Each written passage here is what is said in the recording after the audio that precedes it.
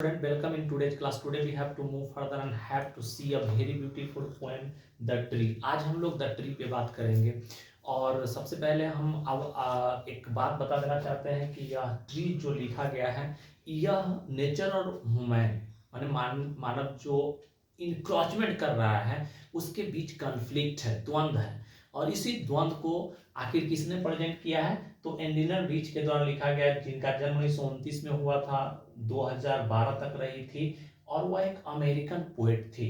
साथ ही साथ वो एक एसिस्ट थी और वह फेमिनिस्ट मतलब नारीवादी एक पोएट थी जो कि नारियों के सम्मान, नारियों का जो प्रॉब्लम होता है उसको उन्होंने बखूबी अपने पोएम के माध्यम से लोगों के सामने लाने का प्रयास किया है। तो हम लोग अब आगे बढ़ते हैं, देखते हैं इनके बारे में और क्या कहा जाता है। तो called most widely read and influential poet of the second half of the 20th century and it means देखोगे second half of the 20th century की सबसे ज्यादा पढ़ी जाने वाली और सबसे प्रभावी पोएट के रूप में इनको जाना जाता है।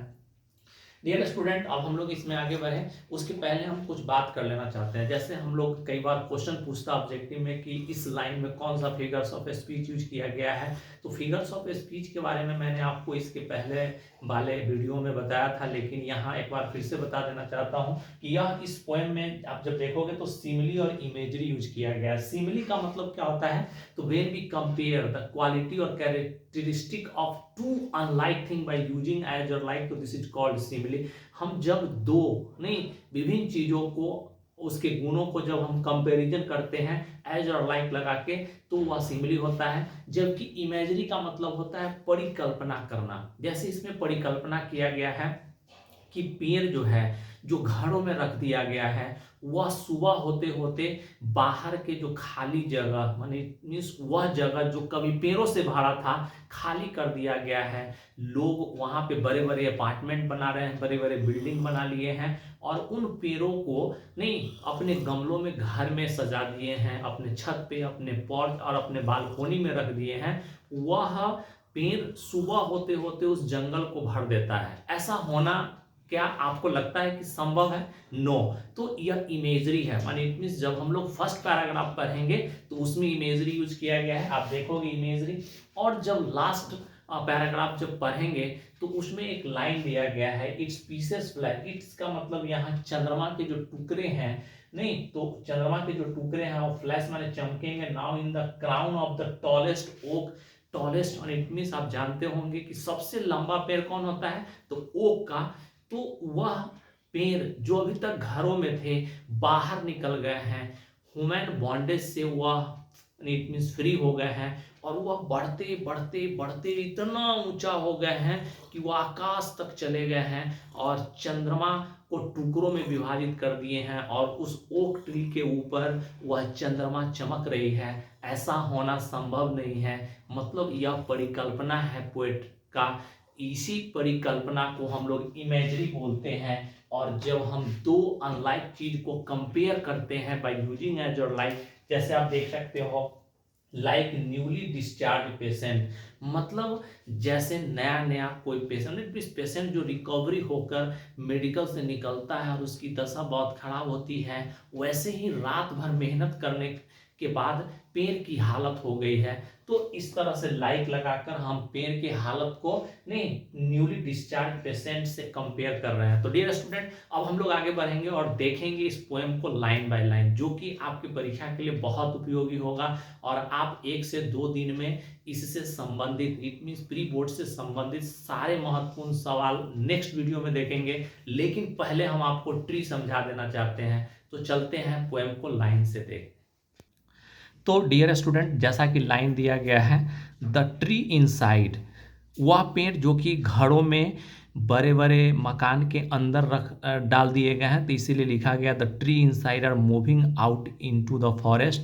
तो घरों के पोर्च में रखे, बालकनी में रखे जो पौधे हैं वह आगे की तरफ यानी जंगल की तरफ बढ़ रहे हैं। The forest that was empty all this days, और वह जंगल जो कल पेड़ों से भरे थे उसको लोग अपने उपयोग के लिए खाली कर दिए हैं, पेड़ों को काट दिए हैं, तो वह जंगल जो है वह खाली जगह को भरेगा। तो इट मीन्स अब क्या है सो देखेंगे, तो forest that was empty all this days, वह जंगल से भरा हुआ जमीन जो है वो आजकल खाली हो गया है। और खाली हो जाने के बाद जिस पे चिड़िया निवास करती है, जहाँ इंसेक्ट हाइड करते हैं, वह सब विलुप्त हो गए हैं, सब गायब हो गए हैं। तो पेड़ ही नहीं रहा जंगल में या फिर बगीचे में, तो आखिर चिड़िया कहाँ बैठेंगी? तो where no birds could sit, जहाँ पे अब चिड़िया नहीं बैठ पाएंगी। नो इंसेक्ट हाइड, कोई इंसेक्ट भी हाइड नहीं कर पाएगा। No sun worry it feed in shadow. Dear student, यहाँ देखना है कि जो सूर्य की किरणें होती है, तो वह किरण भी पेड़ के छाया के नीचे छुप जाती। मतलब कहने का यह हो गया कि पेड़ के छाया के वजह से सूर्य की जो किरण होती है वह पृथ्वी तक नहीं पहुंच पाते हैं। तो यहाँ पे देखोगे नो सन, मतलब कोई भी धूप जो है वह पृथ्वी तक पेड़ के वजह से नहीं पहुंच पाता था, अब आराम से पहुंच जाएंगे। तो यही लिखा है नो सन बरी, बरी माने होता है ढाकना, इट्स फीट माने इट मीन्स अपनी किरणों को, इन शैडो इट मीन्स पेड़ ही नहीं होंगे तो शैडो कहाँ से बनेंगे, और वह डायरेक्ट पृथ्वी के सतह तक पहुंच जाएंगे। The forest that was empty all this night, वह देखोगे जंगल, ठीक है ना, जो खाली कर दिए गए थे, याद रखेंगे। The forest that was empty all this nights, and it means वह जंगल जो इन रातों में खाली थे, खाली पड़े थे, वह कल सुबह तक भर जाएंगे।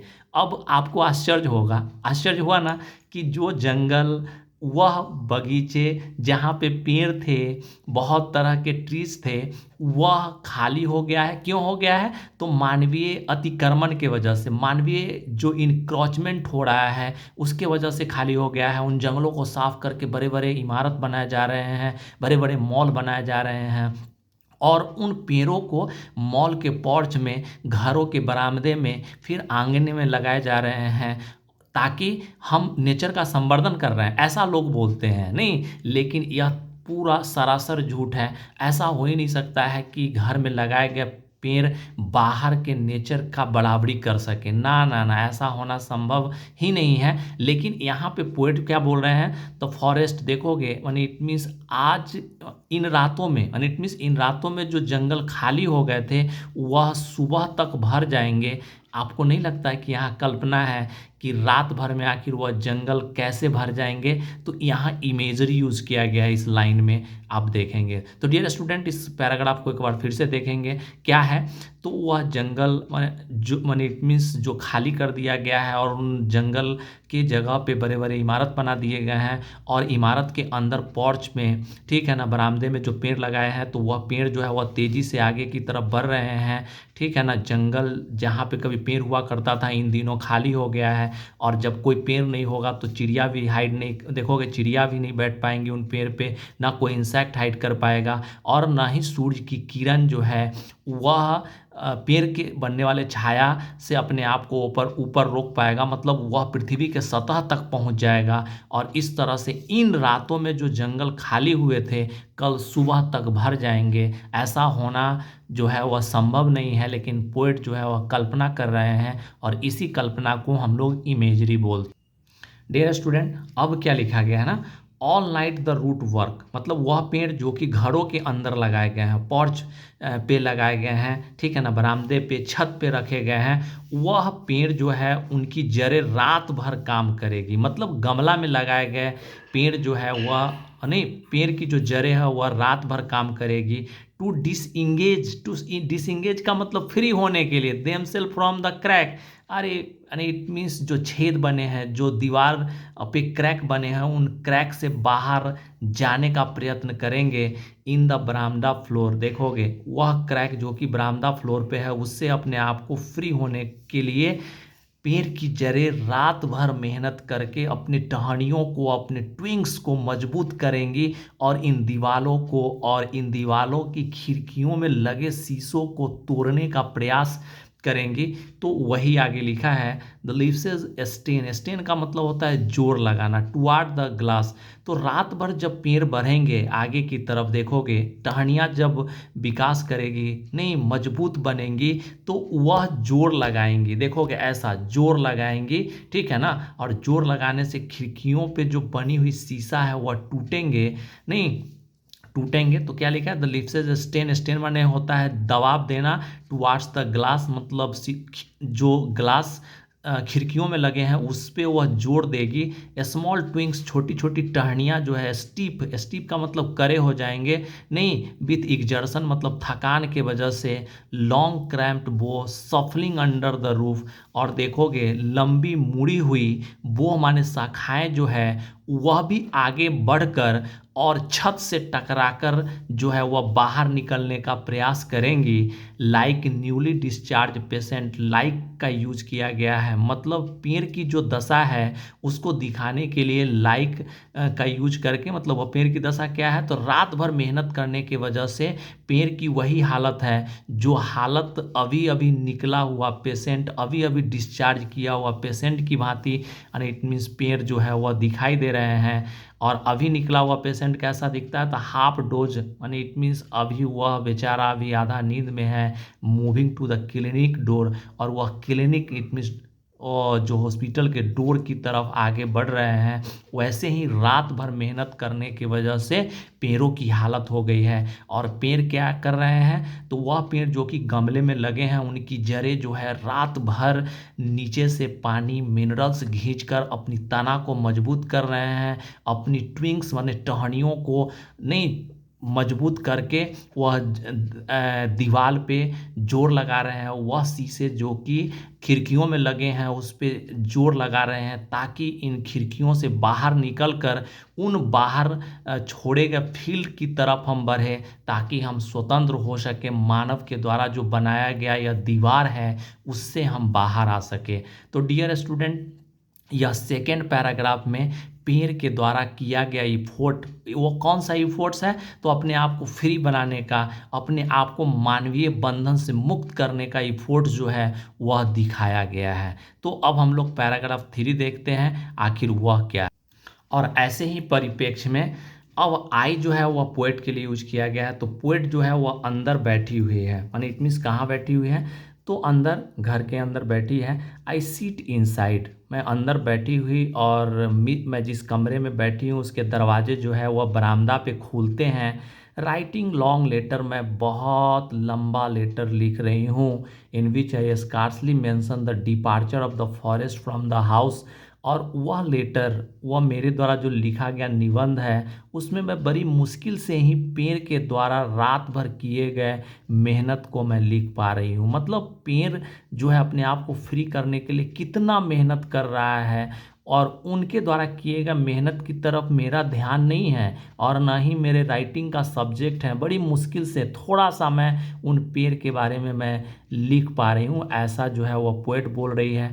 द नाइट इज फ्रेश, जिस रात में वह अपने घर के अंदर बैठी है, रात जो है वह साफ है, और पूरा देखोगे होल मून शाइन, और जो है पूर्ण चंद्रमा जो है वह चमकता हुआ दिखाई दे रहा है खुले हुए आसमान में। The small lapses and lichen still reaches like a voice into the rooms, और जो पतियों के, देखोगे पतियों की जो सुगंध है, और उन पेड़ पे लगे हुए काई, लीचन का मतलब एक हरा सैलाब होता है जो आप देख सकते हैं, जहाँ ज़्यादा बारिश होती है तो बारिश होने के वजह से हरे रंग के, ठीक है ना, शैवाल जो है वह पेड़ों पे बन जाते हैं।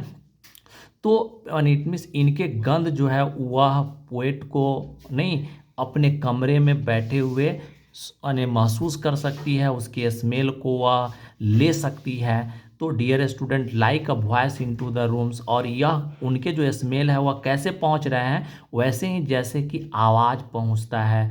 तो इन पेड़ों के पत्तों के जो सुगंध है वह कैसे पहुंच रहे हैं पोएट के कमरे में, तो वॉइस की तरफ पहुंच रहे हैं। तो डियर स्टूडेंट, यहाँ पे भी सिमिली यूज किया गया है। तो इस लाइन में लाइक लगाकर हम लोग क्या है ना, पेड़ों के जो स्मेल है, लीचेन है, उसको ठीक है ना कंपेयर किया गया है वॉइस से।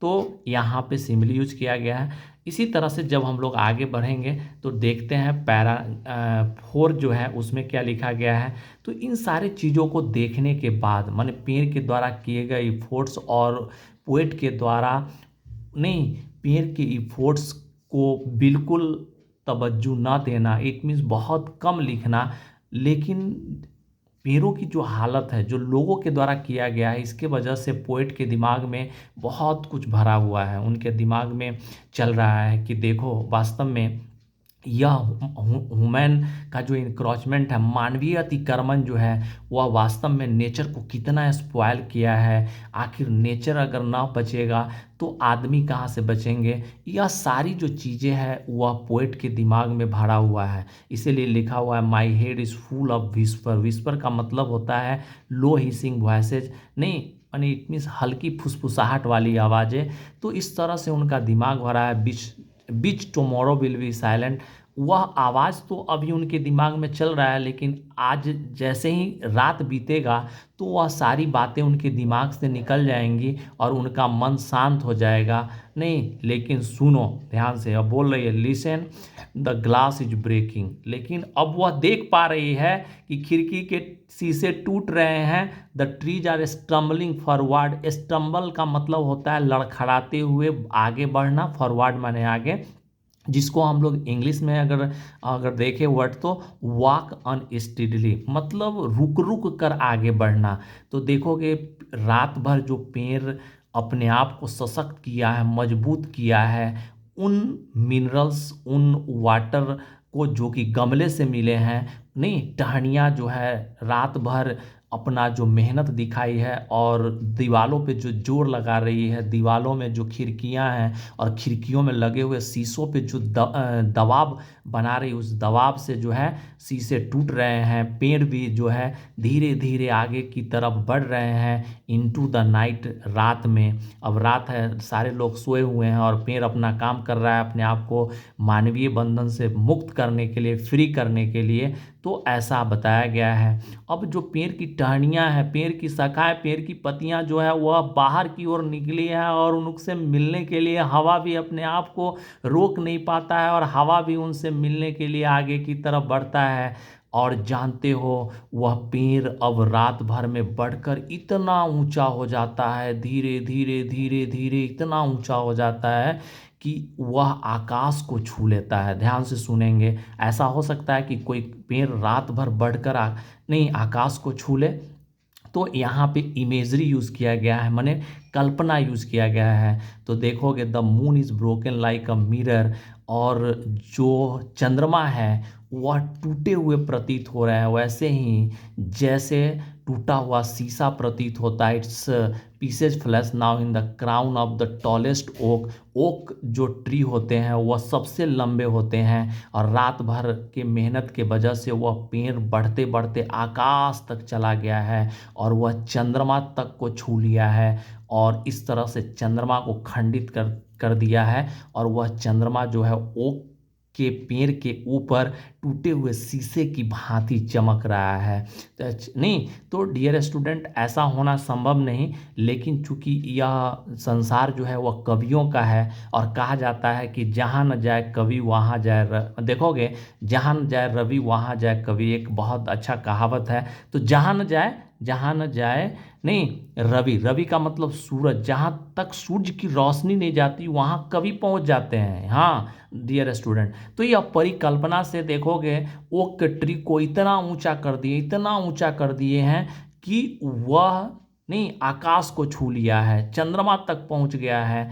ठीक है ना। और इस तरह से यह परिकल्पना, इट मीन्स इसमें इमेजरी यूज़ किया गया है। तो डियर स्टूडेंट, आई होप कि आपको यह कविता समझ में आ गया होगा। लेकिन पूरी कविता का जो समरी है वह यह है कि पूरी कविता में एंडिनर रीच जो है वह एक अमेरिकन पोएट है, जैसा कि मैंने आपको बताया। और वह पूरे कविता में जो स्ट्रगल किया जा रहा है पेड़ को अपने आप को फ्री करने का, किससे, तो मानवीय बंधन नहीं मानवीय प्रतंत्रता से अपने आप को मुक्त करने का जो इफोर्ट है, उस इफोर्ट्स को वह दिखा रही है। यहाँ पे ह्यूमन और नेचर के बीच कन्फ्लिक्ट है, किस तरह से मानव जो है अपने उपयोग के लिए नेचर का अतिक्रमण कर रहा है, नेचर को माने इट मीन्स के साथ खिलवाड़ कर रहा है। और पेड़ों को साफ करके और नहीं कुछ पेड़ अपने घर में लगाकर मानव जो है वह खुश हो रहे हैं कि अरे मैं तो पेड़ का संवर्धन कर रहा हूँ। मेरे छत पे जाओ कितने गमले हैं, मेरे पोर्च में जाओ कितने विभिन्न तरह के पेड़ लगे हुए हैं। यह सब कुछ नहीं, केवल दिखावा है। और यह कभी भी बाहरी परिदृश्य इट मीन्स नेचर के जो पेड़ है उसकी बराबरी नहीं कर सकता है। और इस तरह से हम लोग अपने बर्बादी का रास्ता खुद तैयार कर रहे हैं। ऐसा मैं नहीं बल्कि पोएट बोल रही है। और इस तरह से उनका कहना है कि अगर अब भी हम लोग अगर ना संभले तो फिर हम लोग भी नहीं बच पाएंगे। तो डियर स्टूडेंट, आई होप कि you will understand the poem well. But if you feel any trouble in this poem, then you can ask any question, no, and it means by writing question in the comment box. So in the same way I will meet you in the next video with the next topic soon as you know. हम तुरंत ही आपको next video के साथ it means next topic के साथ next video मिलेंगे। लेकिन मुझे दीजिए इजाज़त। धन्यवाद।